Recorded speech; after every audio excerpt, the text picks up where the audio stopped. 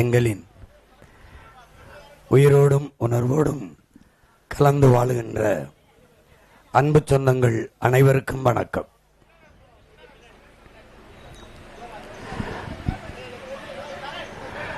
பல தேர்தல்களை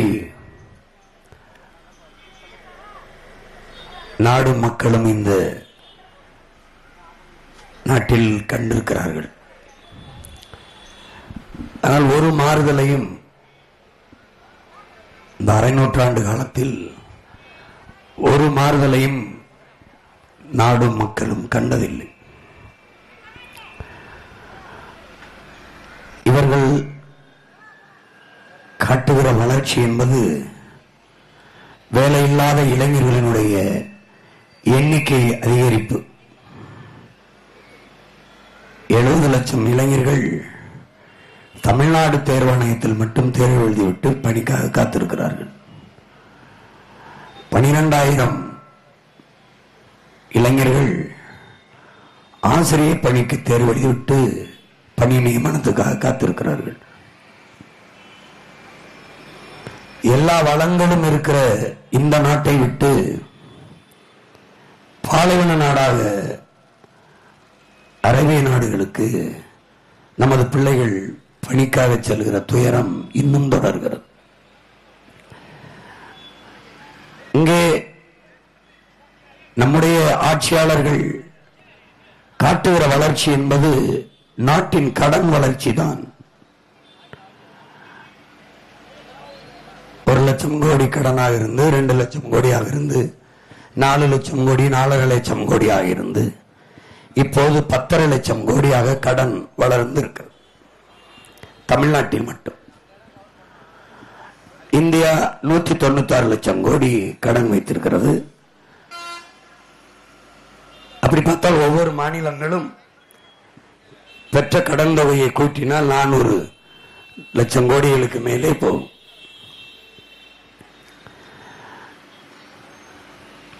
வளர்ச்சி என்பது ஆட்சி விட்டு இறங்கும் போது, ஆட்சியில் இருக்கும்போது மகளிருக்கு 1000 ரூபாய், ஆட்சி விட்டு இறங்கி அடுத்த முறை வந்தால் 2000 ரூபாய். இது ஒரு வளர்ச்சி. 5000 ரூபாய் வங்கியில் போடுவது, திருப்பி ஆட்சிக்கு வந்தால் 8000 ரூபாய் டோக்கன். இது ஒரு வளர்ச்சி. இந்த இலவச ஏமாற்று அறிவிப்புகளை அதிகப்படுத்திக் கொண்டே போவதை வளர்ச்சி என்று கட்டமைக்கிறார்கள். உதாரணமா ஐயா 2006 ஐயா கருணாநிதி அவர்கள் முதலமைச்சராக வரும்போது முதலாக அவர் கையெழுத்திட்டார், 1 கிலோ அரிசி 2 ரூபாய் என்று. 2 ரூபாய்க்கு அரிசி போட்டாதான் வாங்கி சாப்பிடுகிற நிலைமையில் தமிழ்நாட்டு மக்களுக்கு வசதி, பெரும்பாலான மக்களுக்கு. அதான் 2 ரூபாய் 1 கிலோ அரிசி ரேஷன் கடையில். பிறகு அந்த 5 ஆண்டு முடிந்து திருப்பி ஆட்சிக்கு வரும்போது 1 ரூபாய் என்று ஆக்கினார்கள். அது வளர்ச்சியில் வருது. 2 ரூபாய் தான் இருந்துச்சு, அதுவும் இல்லை. இப்போ 1 ரூபாய் இருந்தாதான் 1 ரூபாய்க்கு தான் வாங்கி சாப்பிட முடியும். அது வளர்ச்சியில் வருது. திருப்பி இந்த 5 ஆண்டு ஆட்சி முடிஞ்சு மறுபடியும் ஆட்சிக்கு வரும்போது 1 ரூபாய்க்கு கூட வக்கில் நம்ம போயிட்டான். அதனால இலவசம். எப்படி வளர்ச்சி பாருங்க. 100 ரூபாய்க்கு அரிசி கிலோ வித்தாலும் தரமான அரிசியை வாங்கி சாப்பிடுறதுக்கு வசதி வாய்ப்பை தன் நாட்டு மக்களுக்கு ஏற்படுத்தி கொடுக்கிற ஆட்சி எதுவோ அதுதான் ஆட்சி. அதுதான் ஆட்சி. படித்த இளைஞர்களுக்கு, வேலை இல்லாத இளைஞர்களுக்கு ஊக்கத்தொகை கொடுக்கிறது அல்ல, படித்த இளைஞர்களுக்கு வேலை வாய்ப்பை உருவாக்கி கொடுக்குவதுதான் நல்ல ஆட்சியினுடைய அழகு. அதனால் அப்படிப்பட்ட ஆட்சியை நாம் இதுவரை நிறுவவே இல்லை. இதுவரை நிறுவவே இல்லை. நம்முடைய காவல் அதிகாரிகளை எல்லாம் இப்படி பார்க்கும்போது அவ்வளவு மனசு வலிக்கணும். நான் நிக்கிற வெயில்ல சரி, எனக்கு தேவை இருக்கு, நிக்கிறேன் மக்களுக்காக. அவங்க எல்லாம் ஏன் நிக்கணும்? எது கஷ்டப்படணும்? ஒரு தலைவன் மற்ற மாநிலங்களை போய் பாருங்க, இப்படிதான் பாதுகாப்பு தேவைப்படுதான்னு. இது நாம கேட்கல, அவங்களா செய்யறாங்க. மற்றவங்க மாதிரி எனக்கு பாதுகாப்பு கொடுங்க பாதுகாப்பு கொடுங்கன்னு நாம எப்பவுமே கேட்கறது இல்லை. பையன் இருக்கிறவன் இந்த வேலைக்கு வரக்கூடாது. ரெண்டாவது, நான் நம்புறேன், நான் தான் இந்த நாட்டுக்கு மக்களுக்கும் பாதுகாப்புன்னு நான் நம்புறேன். அதனால இதெல்லாம் மாற்றணும்னு நினைக்கிறேன். இந்த மாதிரி சுத்தமா மாற்றணும், இந்த மாதிரியான நிலைமையை மாற்றணும். ஒரு தலைவன் வீட்டை விட்டு முதலமைச்சர் வாராரு, அமைச்சர் வாராருன்னா 3 மணி நேரத்துக்கு முன்னாடியே மொத்தமா சாலையை மூடி எல்லாம் அங்கிட்டு போன்ட்டு அவன் முன்னாடி ஒரு புலிப்படை இசட்டு ஒய் எல்லாம் பெரிய போய் ஒய்ங்கன்னு கத்திக்கிட்டு அப்படிலாம் இதுக்கு முன்னாடி ஆண்ட தலைவர்கள் ஆளல. அப்படிலாம் இல்லை. கேரளாவில் அப்படிலாம் அந்த முறை இல்லை. மேற்கு வங்கத்தில் அப்படிலாம் இல்லை. இந்த ஊர்ல தான் கருமம். அதெல்லாம் இந்த மொத்தமாவே இந்த அடிப்படையை தகர்த்து வேற ஒரு நாடாக இதை படைக்கணும். இப்ப இந்த மாதிரி மரங்கள் எல்லாம் நீங்க பாக்குறீங்க, இது நம்ம பாரம்பரிய மரங்கள் இல்லை. இதெல்லாம் அந்நிய வெளிநாட்டு இவங்க என்ன பண்ணிருக்காங்க, ஒரு உயிரியல் போற தொடுத்துட்டான், பயோவார. இந்த மரம் பூக்கும் காய்க்காது. அப்ப பூக்கும் காய்க்காத மரங்கள், கனியாகாத மரங்களில் பறவைகளுக்கு உணவு இருக்காது, அங்க கூடு கட்டாது. பறவைகள் கூடு கட்டலைன்னா அந்த இனம் அழியும். பறவைகள் என்ன பிரச்சனைனா, விதையை சாப்பிட்டு என்ன பண்ணும், விதை பரப்பும் தூதுவன் மாதிரி நாடெங்களும் பூமி எங்களும் விதைகளை தூவும். அப்ப என்ன செய்யும், காடுகள் மரங்கள் அடர்ந்து வளரும். காடு மரங்கள் அடர்ந்து வளர வளர மண் செழிப்பா இருந்து மழை பொழிவு அதிகமா இருக்கும். மழைப்பொழிவு அதிகமா இருக்கும்போது அந்த நாடு நீர் வளத்தை அதிகமா பெறும். நீர்வளம் அதிகமா பெறும்போது அந்த நாட்டில் வேளாண்மை தடையின்றி நடக்கும். தடையின்றி நடக்கும் போது உணவு பஞ்சம் என்ற ஒன்று அந்த நாட்டுக்கு வராது. உயிர் தேவையா இருக்கிற உணவுக்கு வேற ஒரு நாட்டையோ வேற ஒரு மாநிலத்தையோ வேற ஒரு இடத்திற்கு கையேந்த வேண்டிய அவசியம் இல்லாமல் போகும். அந்த நாடு மக்களும் ஒரு தற்சார்பு வாழ்க்கையில், நிறைவு வாழ்க்கையில் நின்று விடுவார்கள். அப்போ பறவை அழிக்கிறதுனால எவ்வளவு வேலை செய்யறான்னு பாருங்க. அப்ப அதுல என்னன்னா, இந்த மாதிரி மரங்களை சாலை எங்கு நட்டுட்டான். நம்மளுடைய வேம்பு, நம்மளுடைய ஆலமரம், அரச மரம், நாவல்ல பழம் இருக்கும், அங்க பறவை கூடு கட்டும். அந்த விதையை சாப்பிட்டுட்டு பல இடங்கள்ல போய் பரப்பி விடும். இது எப்பவுமே பூக்கும் காய்க்காது, அவ்வளவுதான். இந்த வேம்பு புயல் அடிச்சா முடியாது, இது மலம் புயல் அடிச்சா பேந்து பேந்து விழுந்துடும். இதுதான் இந்த மரங்களினுடைய தன்மை. நம்ம இது வெளிநாட்டிலிருந்து வருது மரம்னு ஒரு மோகம், நம்ம கிட்ட இருக்கிறத விட வேற இடத்துல இருக்கிறது சிறப்புன்னு நினைச்சு எப்படி ஒன்னு திட்டமிட்டு நம்மளை காலி பண்ண பாருங்க. முதல்ல நம்ம கூழ் சாப்பிட்டோம், அது நல்லது, ஏன்னா நம்ம தோட்டத்துல விளையும். அது கருப்பா இருந்துச்சா, நம்மளும் கருப்பா இருந்தோமா, ஏன்னா இந்த கருப்பை எதையோ தின்னுட்டு இருக்க அப்படின்னு அப்ப அவன் கூச்சப்பட்டான், வேற எதை சாப்பிடுறதுன்னு பொன்னிறத்துல 2 பொரிச்சு வச்சான், பூரி சப்பாத்தின்னா. ஓ இதான் நான் இது சாப்பிடணும் அப்படின்னா அது கொஞ்சம் சாப்பிட்டா இருக்கு பாருங்க, மோகம், நிறக்கவர்ச்சி. அது ஏன் நிலத்துல விளையில கருமம். பல்ல விளையிட்டு பசியோட வேற நாட்டுல இருந்து அந்த உணவுப் பொருள் வருவதற்காக காத்திருக்க ஆரம்பிச்சேன். என்னுடைய வெள்ளமும் கருப்பட்டியும் கொஞ்சம் பழுப்பா அழுக்கா இருக்கு, வெள்ளையா இருக்கணும். இது என்ன இதை போய் திங்கிற, இந்த நாவனு தாரன்னு வெள்ளையா சீனியை கொண்டாந்தான். கண்ட கெமிக்கலை போட்டு அதை வெள்ளையாக்கி கொடுத்தான். அதை சாப்பிட்ட உடனே நம்ம கருப்பட்டி இந்த வெள்ளத்துல சர்க்கரை வராது, நோய். இதை சாப்பிட்ட உடனே உடம்புல சர்க்கரை ஏறிட்டுது. அன்னைக்கு நான் படிக்கும்போது பணக்கார நோய் எதுன்னு கேட்டான், 1 மதிப்பெண்ணுக்கு 1 மார்க் கொஸ்டின். சர்க்கரை நோயின்னு எழுதணும். இப்ப பணக்கார நோயின்னு இல்லை, எல்லா பயிலுக்கும் பரம்பரை நோயா மாறிடுச்சு சர்க்கரை நோய். இப்ப சர்க்கரை நோய் வந்தவொடனே கூழ் குடிங்கிறான். அதுதான் நம்ம குடிச்சிட்டு இருந்தோம். இந்த சாலையில போட்டு அம்மா கூழ் விற்கும், மிளகா வச்சிருக்கோம், வத்தல் வச்சிருக்கோம், பழைய வெஞ்சனம் வச்சிருக்கோம். காரு 2 கோடி 1.5 கோடி 1 கோடி இப்படி கார்ல நின்று இறங்கி வாக்கிங் போயிட்டு எனக்கு கூழ் ஒரு சம்பு கொடுங்கம்மா. இந்த கூழை தான் குடிச்சுக்கிட்டு இருந்தான். இப்ப மருந்தா குடிக்கிறான். அப்போ உணவா சாப்பிட்டுட்டு இருந்தான், மருந்து. நம்ம இரவு காய்ச்சற சோறை அப்படி தண்ணி ஊற்றி வச்சு காலையில பழைய சோறா சாப்பிட்டோம்.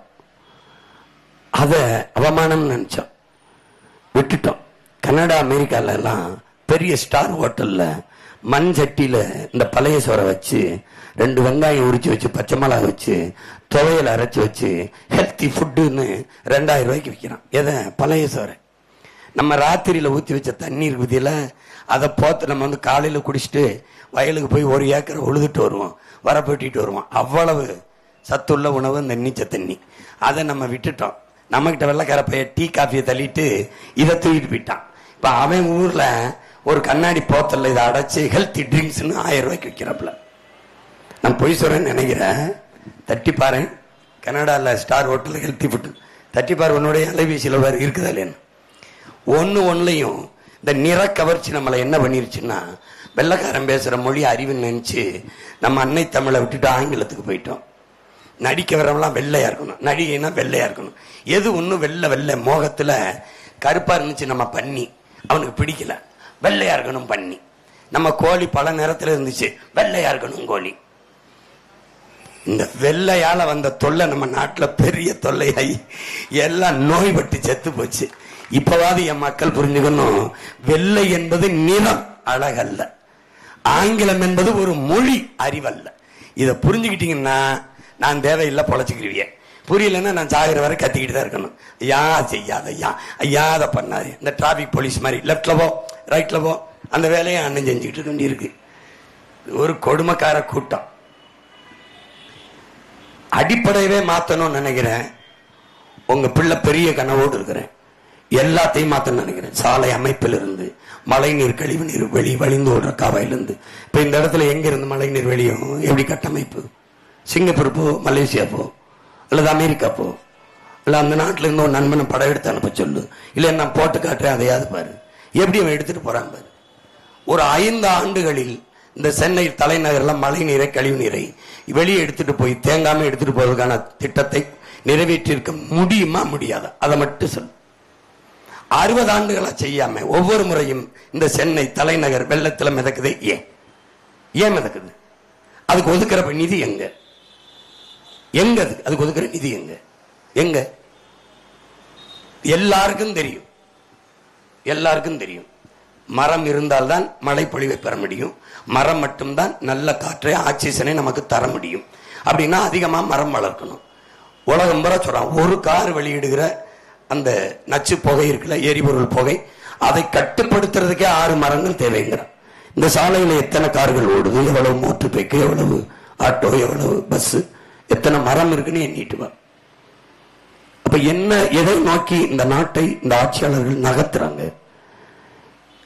5 வருஷம் திருடிட்டு 6 மறுபடி தேர்தல் வரும்போது வாக்குக்கு காசும் இலவச அறிவிப்புகளை கொடுத்து மக்களுக்கு ஆசையை தூண்டி உலகத்தை எப்படி, ஒரு நாட்டை எப்படி கட்டமைப்ப, ஒரு அறிவானவன், ஒரு நல்ல தலைவன் எப்படி கட்டமைப்பான்?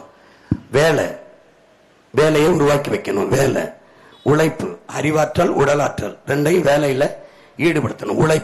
உழைப்புக்கேற்ற வருவாய், ஊதியம், சம்பளம், அதை கொண்டு வாழ்க்கை, இப்படிதான் கட்டமைக்கணும். இப்படி இல்லாத நாடுகள் விழுந்திருக்கு. கண்ணு முன்னாடி வெனிசுலா இதேதான் பண்ணுச்சு. என்ன பண்ணுச்சு? உழைப்பை தரல, வேலையை தரல, உழைப்பை தரல, மக்களுக்கு ஆசையை தூண்டுச்சு, நெஞ்சுக்குள்ள நஞ்ச விதைச்சிச்சு. இரு உனக்கு இரு எல்லாம் ஆரம்பிச்சு. உழைப்பை விட்டுட்டு, வேலையை விட்டுட்டு, வருவாய்க்கு பதிலாக இலவசத்தை கொடுத்துச்சு. எண்ணெய் இலவசம், பணம் இலவசம், எல்லாம் இலவசம். மக்கள் உழைப்பை விட்டு வெளியேறிட்டான். உழைப்பு துண்டிக்கப்பட்டுருச்சு. வேலையிலிருந்து உழைப்பு துண்டிக்கப்பட்டுருச்சு. வருவாய் உழைப்பிலிருந்து துண்டிக்கப்பட்டுருச்சு. வாழ்க்கை எப்படி வரும்? அப்ப என்ன ஆகுது? நாடு மிகப்பெரிய பொருளாதார வீழ்ச்சியை சந்திச்ச உடனே தோத்துருச்சு. வெனிசுலாங்கிற ஒரு நாடு அழிஞ்சே வச்சு.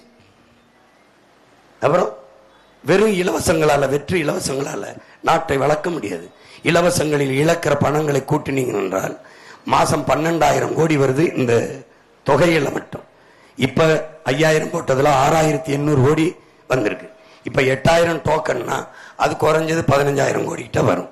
இந்த காசுகளை எல்லாம் சேர்த்து ஒரு நிலையான வேலை வாய்ப்பை பெருக்குவதற்கு ஒரு திட்டத்தை உருவாக்கி, ஒரு சிறு குறு தொழிற்சாலைகளை, சிறு குறு தொழில்களை தொடங்கி அங்கெங்கே படித்த பிள்ளைகளுக்கு வேலை வாய்ப்பை கொடுத்தா அவனுடைய வருவாய் வைத்து வாழ்கிற ஒரு தற்சார்பு வாழ்க்கையை ஏற்படுத்தி கொடுத்தாதான் அந்த நாடு சரியா இருக்கும்.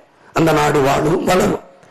கடனை வாங்கி வாங்கி வாங்கி தேர்தலுக்கு தேர்தல் இலவசங்களை கொடுத்து கொடுத்து கொடுத்து போகும்போது, கடன் அதிகரித்து வட்டி அதிகரிக்கும் போது நாட்டின் நிதிநிலை பட்ஜெட் 3 லட்சம் கோடி தான் இருக்கு நமக்கு. அதுல 1 லட்சம் கோடி வட்டி போயிருது. அப்ப மீதி 2 லட்சம் கோடி இருக்கு. இந்த 2 லட்சம் கோடியில் தான் அரசு நிர்வாகம், காவல்துறை சம்பளம், அரசு ஆசிரியர் சம்பளம், மருத்துவர் சம்பளம், செவிலியர் சம்பளம், அரசு ஊழியர்களின் சம்பளம் அதுலதான் இருக்கு. அது போக மிச்சத்தை வச்சுதான் நீங்க மக்களுக்கான நலத்திட்டத்தை தீட்டணும். அப்போ இப்ப இவங்க அறிவிச்சிருக்கிற இலவச அறிவிப்பை நீங்க கனெக்ட் பண்ணீங்கன்னா இன்னும் 5 லட்சம் கோடி கடன் வாங்கினாதான் இதை கொடுக்க முடியும். அப்ப அந்த கடன் தொகை கூடிக்கொண்டு போகும்போது வட்டி தொகை கூடும். வட்டி தொகை கூடும்போது அதற்கேற்ப வருவாய் பெருக்கம் நம்மகிட்ட இல்லை. எப்படி பெருக்கிறது? அத்தியாவசியமான பொருள்களில் வரியை விதிப்போம். அத்தியாவசியமான அடிப்படை தேவை எது? மின்சாரம். மின்சாரத்தை கட்டணத்தை உயர்த்து. அப்புறம் என்ன? சொத்து வரியை உயர்த்திடு. சொத்து வரியை உயர்த்திட்டு அவன் கத்துக்குருவான். நமக்கு வீட்டு வாடகை ஏறிடும், கடை வாடகை ஏறிடும். ஏன்னா அதை வசூலித்து தான், அதை வாங்கி தான் வீட்டு உரிமையாளர் சொத்து வரியை கட்டுவார். நிலம் வாங்கின பத்திரப்பதிவு 10 மடங்கு கட்டணத்தை உயர்த்திடு. ஏன்னா சொத்து நீ வாங்கினா பத்திரம்னு ஒன்று பதியணும், தவிர்க்க முடியாது. பதியும் போது பல மடங்கு கட்டணத்தை ஏற்றிடு. அப்ப இதுல இழப்பதை இப்படி எடுப்பான். அப்போ வருவாய் பெருக்கம் இல்லாது வரி பெருக்கம் கூடிக்கொண்டே போனால் மக்களின் வாழ்க்கை தரம் சிதைஞ்சு போயிடும். அப்புறம் கடனை மட்டும் கட்டி கொண்டு போனால் 3 லட்சம் கோடியில 2 லட்சம் கோடி வட்டியாகி விட்டால் எதை நிறைவேற்றுவீர்கள்? அவசிய நிர்வாகத்திற்கு ஆசிரியர், மருத்துவர், காவல்துறை இது போன்ற நிர்வாகத்துக்கு கூட சம்பளம் கொடுக்கவில்லை என்றால் நாடு தடுமாறிடும். எல்லா இடங்களிலும் போராட்டங்கள் வெடிச்சிடும். ஆசிரியர்கள் ஊதிய உயர்வுக்கு போராடுவது போல, மருத்துவர்கள் சம்பளம் கேட்டு போராடுவது போல, செவிலியர்கள் போராடுவது போல, எல்லாரும் வீதியில் இருந்து போராடுவது போல, எல்லாரும் போராடும் போது நாட்டில் தவிர்க்க முடியாத கிளர்ச்சியும் புரட்சியும் வெடிச்சு. எப்படி இலங்கையை போல, எப்படி பங்களாதேஷை போல, எப்படி நேபாளை போல அப்படி வந்துடும். அப்படி வரும்போது பொருளாதார வீழ்ச்சி அடைஞ்சு நாடு சீர்கட்டும். பங்களாதேஷ் அதிபர் இந்தியாவுக்குள்ள வந்தாங்க, இலங்கை அதிபர் வெளிநாட்டுக்கு ஓடி போயிட்டாரு. நம்ம நாட்டு முதல்வர்கள், நம்ம நாட்டு அதிபர்கள் எங்க போவாங்கன்னு நீங்க யோசிச்சு பார்த்து வச்சுக்க. அந்த மாதிரி நிலையெல்லாம் வராம இருக்கணும்னா கொஞ்சம் மாத்தி போடு, ஓட்ட மாத்தி போடு. இல்ல அப்படியே இருந்து நாடு நாசமாகணும்னா அங்கே போடு. அதே சூரியனுக்கே போடு, அதே ரெட்டலைக்கே போடு. சூரியனுக்கு போடு, அவர் வீட்டுல விடி, நாடு இருட்டுல தான் இருக்கும். ரெட்டலைக்கு போடு, 60 வருஷமா மொட்டையா தான் இருக்கும், ஒரு அங்குலம் கூட வளராது, அப்படியே தான் இருக்கும். இங்க இவன் வந்தாலும் டாஸ்மார்க், இவன் வந்தாலும் டாஸ்மார்க். இது ரெண்டுல தான் இந்த கட்சி ரெண்டும் பாஸ்மார்க்.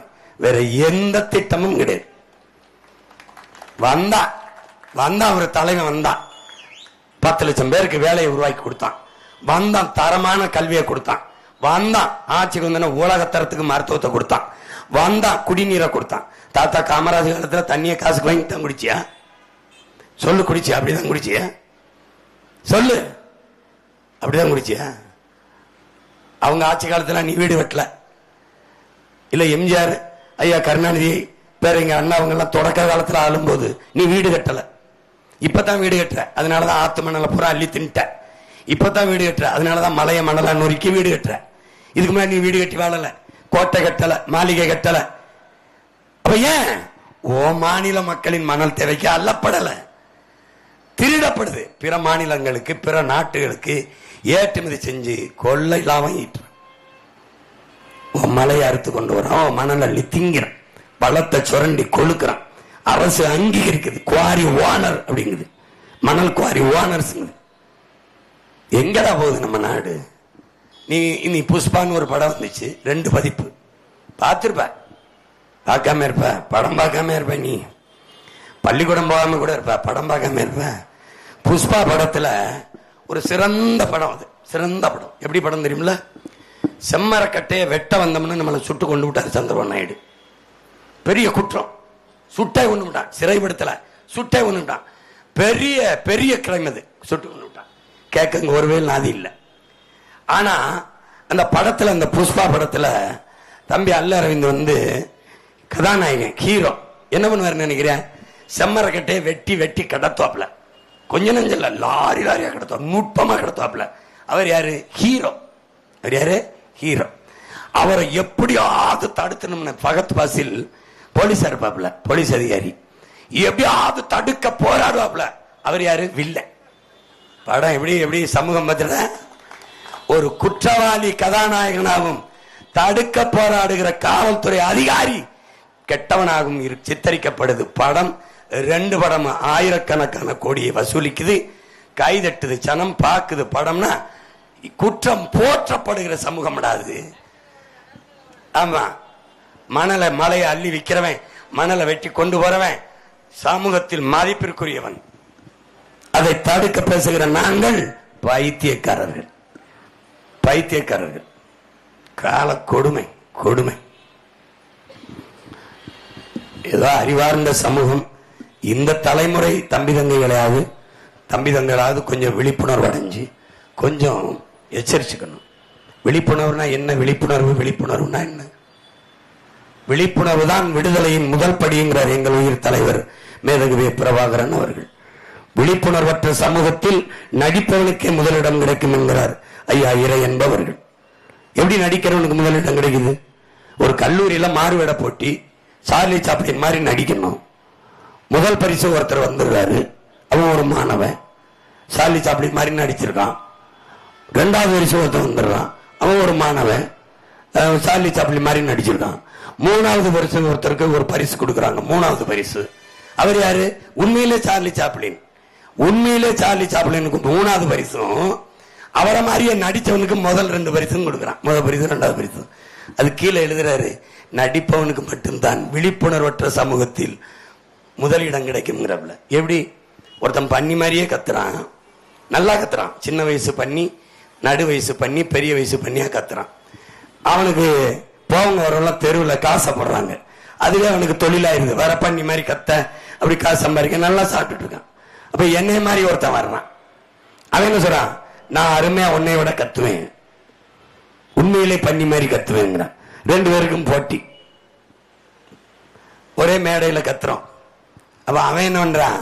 கத்துறான். கத்தணும் ரொம்ப நாளா கத்திக்கிட்டு இருக்கான். அவனுக்கு மதிப்பு, கைதட்டு, விசில் பறக்குது. அருமையா கத்துறான். ஏ நீ போலி, நம்மளை கத்திட்டான். ஏ நீ சரியில்லை, அவன் தான் அருமை அருமைன்னு காசு அவனுக்கு குவியுது.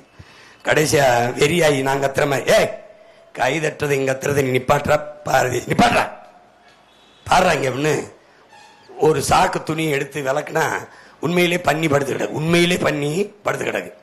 இவள் நேரம் கத்துனது நாயிலடா பைத்தியங்களே, இந்த உண்மையான பண்ணி தாண்டா கத்திச்சு.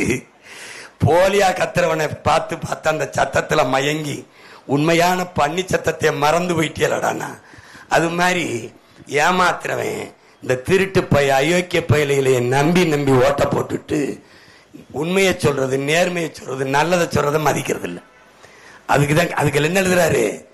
விழிப்புணர்வற்ற சமூகத்தில் நடிப்பவனுக்குத்தான் முதலிடம் கிடைக்கும் என்கிற. அப்ப எது விழிப்புணர்வு? வாக்குக்கு காசு கொடுக்கிறான். நமக்கு சேவை செய்ய வர்றவன் இதுக்கு நமக்கு காசு கொடுத்து ஓட்டு கேட்கிறான். அப்போ வாக்குக்கு காசு கொடுக்கிற இடத்தில் முதலீடாகிறது. மாண்புமிக்க ஜனநாயகம் கொலை செய்யப்படுகிறது. கேடுகட்ட பணநாயகம் பிறந்து விடுகிறது. அப்போ 30 கோடியை ஒரு தொகுதிக்கு முதலீடு செய்கிற இந்த வேட்பாளன் வென்று வந்தால் 300 கோடி எடுத்துக்கொள்ளலாம், மந்திரியானால் 30,000 கோடி ஈட்டிக் கொள்ளலாம். அப்ப இந்த முதலீடு என்று வருகிற போது மக்களுக்கான சேவை என்பது செத்து இந்த முதலீட்டாளனுக்கான லாப தேவை வந்து விடுகிறது. அவனால் வாக்குக்கு காசு வாங்கக்கூடாது என்று சிந்தித்தால் அதுதான் விழிப்புணர்வு. விளங்கிருச்சா? அதுதான் விழிப்புணர்வு. இலவசம், சரி இலவசம். உலக நாடுகளில் உபரி பட்ஜெட் லாபத்தில் நிதிநிலை வச்சிருக்கிற நாடுகள் கூட இலவசம் கொடுக்கிறது இல்ல. பற்றாக்குறை பட்ஜெட்டை, பற்றாக்குறை நிதிநிலை வச்சிருக்க நாடு எதுக்கு இலவசம் கொடுக்கணும்? இலவசம் சரி, அதில் இழக்கிற பணத்தை எங்கிருந்து எடுப்பார்கள் என்ற கேள்வி உனக்குள் வருமானால் அதுதான் விழிப்புணர்வு. அதுதான் விழிப்புணர்வு. நரி நாடு ஆள்வதற்கு ஆசைப்பட்டுச்சு. நரி இந்த திராவிட நரி மாதிரி, இந்த திராவிட நரிகள் இருக்குல்ல, ஆசைப்பட்டு என்ன செய்து இப்ப அதை அறிவிக்கல. 8000 டோக்கன், 10,000 உரிமை தொகை, ஃப்ரிட்ஜ், டிவி, அரிசி பருப்பு மாதிரி நான் வந்தா 2000 இது மாதிரி. இந்த நரி என்ன சொல்லுது? என்னைய முதலமைச்சர் ஆக்கிட்டீங்கன்னா நான் உங்க முன்னாடி நிக்கிறதெல்லாம் நீங்க இல்ல, வெறும் ஆடுகளா நிக்குது. ஆடுகள்கிட்ட பேசுது, நான் முதலமைச்சர் ஆகிட்டா உங்களுக்கு மழை காலத்துல குளிருக்கு ஆளுக்கு ஒரு போர்வை கொடுக்கிறேன். ஆடுகள்லாம் மயங்கி நரிக்கு ஓட்ட போட்டு முதலமைச்சர் ஆக்கிடுச்சு. முதலமைச்சராக நிறைய என்ன செய்யுது, ஒவ்வொரு ஆடா பிடிச்சு தோலை உரிக்குது. ஏன் நீ தோலை உரிக்கிறாங்க? நீங்க தானடா போர்வை கொடுக்க சொன்னீங்க, போர்வை கேட்டிய, உங்க தோலை உரிச்சு தாண்டா போர்வை செய்யணும்னு வெறிச்சு ஓடுது, ஆடெல்லாம் தெரிச்சு ஓடுது. இப்ப இவன் கொடுக்கிற இலவசத்துக்கு நரி ஆட்டு தோலை உரின்னு உரிச்சது போர்வைக்கு, இவன் நம்மள வரின்னு உரிப்பான் இந்த இலவசத்தை. சரி கட்ட ஆட்டுக்கு புரிஞ்சிருச்சு, என் அருமை மக்களுக்கு புரிஞ்சதுன்னா சரிதான். ஐயா இறையன்பு போர் தொழில் பழகுன்னு ஒரு புத்தகம் எழுதியிருக்காப்புல, படிக்கணும் நீங்க. காட்டுக்குள்ள இருந்து ஒரு ஓனாய் ஊருக்குள்ள வந்து கோழிகளை பிடிச்சு தின்னு வருது. இந்த ஊர்க்காரங்க எல்லாம் கூடி ஒரு முடிவெடுக்கிறாங்க, இந்த நிறைய ஓனாய் ஏதாவது வழி பண்ணணும்னு ஒரு கத்தியை ஊண்டி வைக்கிறாங்க. ஒரு குச்சியில கட்டி ஒரு கத்திய, கூரான கத்திய கொஞ்சோண்டு கோழி ரத்தத்தை தடவி கட்டி விட்டுறாங்க. இந்த நரி இந்த கோழி ரத்த வாடகைக்கு போய் அந்த கத்தியை நக்குது, ரொம்ப சுவையா இருக்கு. மறுபடியும் நக்கணும், ரத்தம் அப்படியே வலியுது, வலி அருமையா இருக்கு, சுவையா இருக்குன்னு நக்கி சாப்பிடுது. அதுக்கு தெரியல அது ரத்தம் தான். அது ரத்தத்தை நக்கி சாப்பிட்டு மொத்த ரத்தம் சிந்தி விழுந்து செத்து.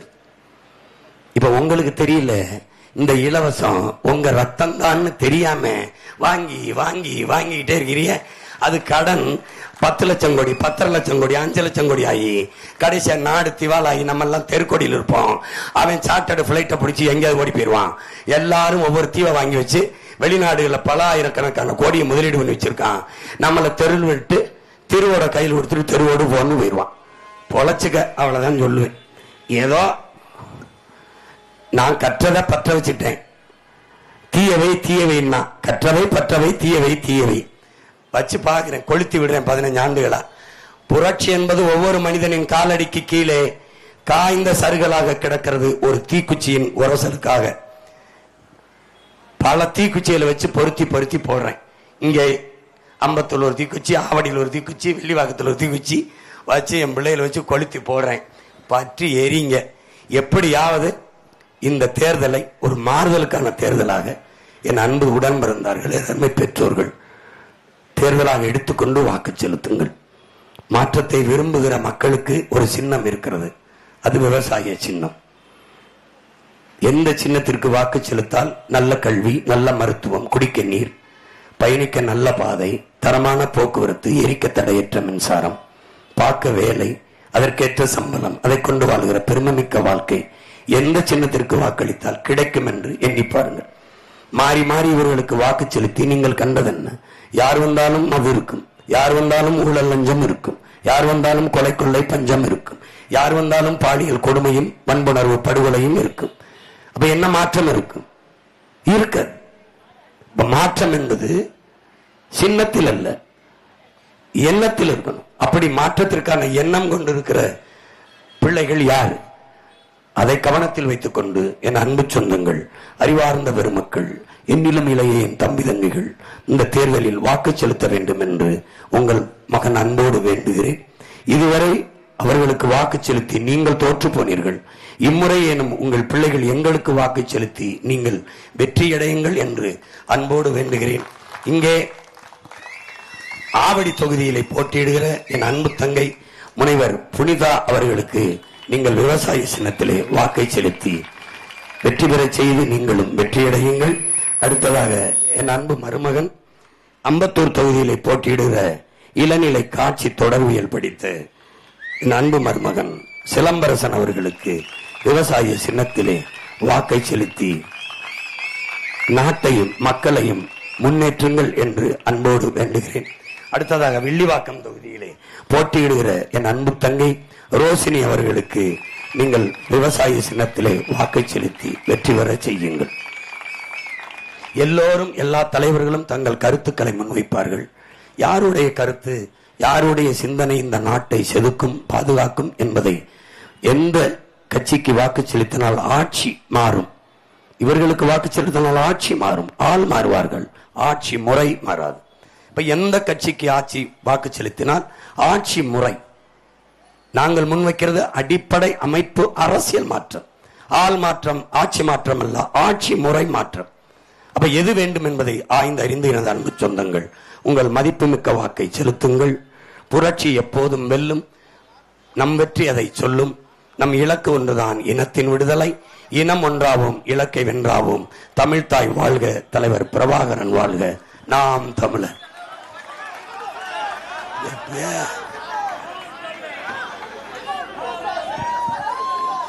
I love you, சொல்லுங்க.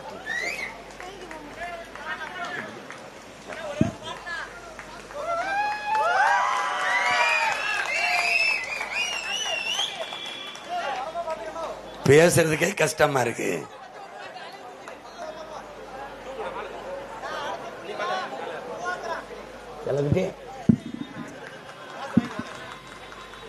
ரொம்ப நன்றி.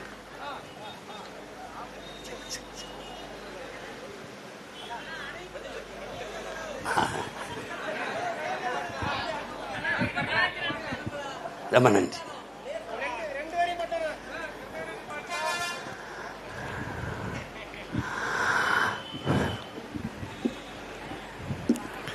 மாத்தி மாத்தி வாக்கு செலுத்தி வாழ்க்கை நில மாறலையே.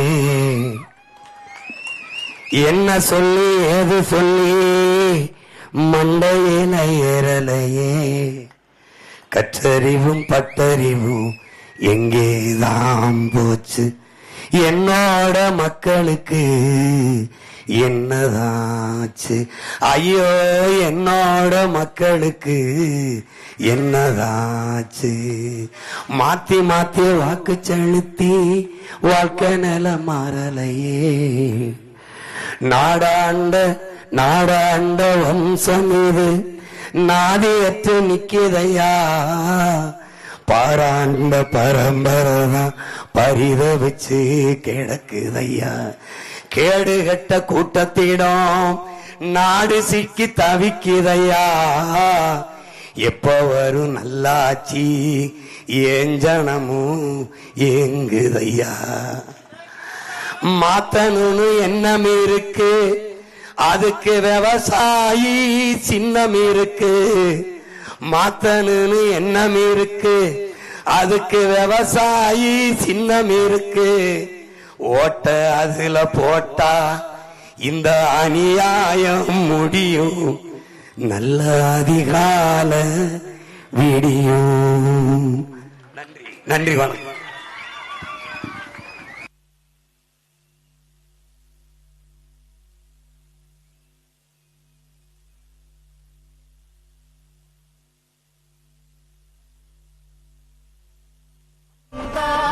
ஒருவன் வந்தான், வென்றான், இதயம் வென்றான். மங்கையர்க்கும் மன்றத்தை தந்தான், சமவாய்ப்பை சபைதனில் தந்தான். மண்ணின் மைந்தன் வந்தான். ஓட்டு பாருங்க ஓட்ட, அப்புறம் பாருங்க நாட்ட. நமது சின்னம் விவசாயி.